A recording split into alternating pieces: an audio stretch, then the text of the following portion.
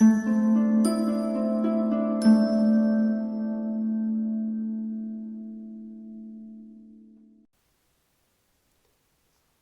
just studied how G followed by E says J, J. It makes the J sound. And now we're going to see that DGE also makes the J, J, the J sound. They just do it at different times. So let's find out when we use a GE for J at the end of a word and when we use a DGE at the end of a word.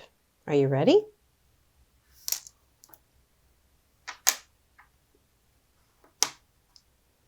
You would only use a GE at the end of a word for the J sound if it has a long vowel in front of it.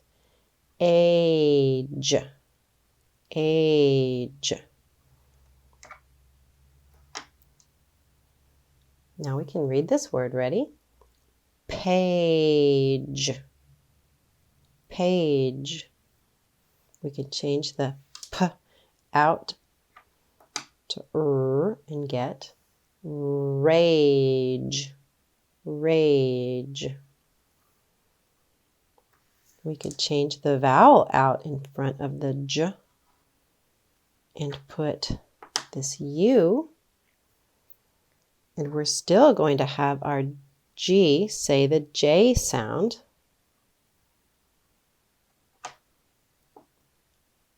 In this new word. Ready?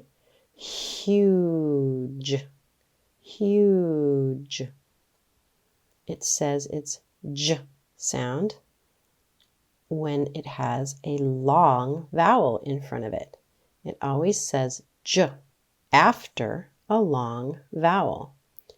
GE after a long vowel says J, huge. Good. GE says the J sound if there is a consonant in front of it. See how there's a consonant in front of the J? There's a consonant in front of GE, so it says the J sound, and it's spelled with just a G and an E. So let's sound out this word. Barge. Yeah. Barge. Say it fast. Barge. A barge is a ship that carries a lot of cargo. All right, let's read this word. Ready? Range. Read it again. Range. Good. This word is range. Again, it's being spelled with the GE for the J sound. Let's try this one more time. When a consonant is in front of the J sound, it's spelled with a GE. Let's sound out this word. Change. Sound it out again. Change. Say it fast. Change. Yeah, this is the word change. When do we use DGE to make the J sound at the end of words? Well, that's easy. We use DGE when we have a short vowel. We use DGE for the J sound when we have a short vowel in front of it. A short vowel that says it's short sound. This E says eh. Now we need the DGE. So E says edge. We have two sounds. Edge.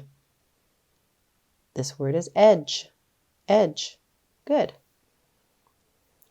Here's another example of a short vowel followed by the J sound. So it's spelt with DGE.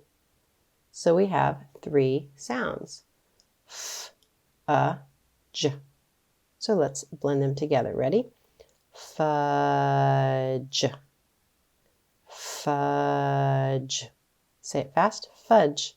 I love to eat fudge at Christmas. Here's another example of using DGE as J after a short vowel sound. Ready? Let's sound it out. Bridge. Do it again. Bridge. Say it fast. Bridge.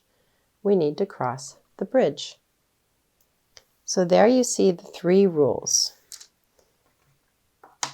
You use GE for the J sound if it's after a long vowel.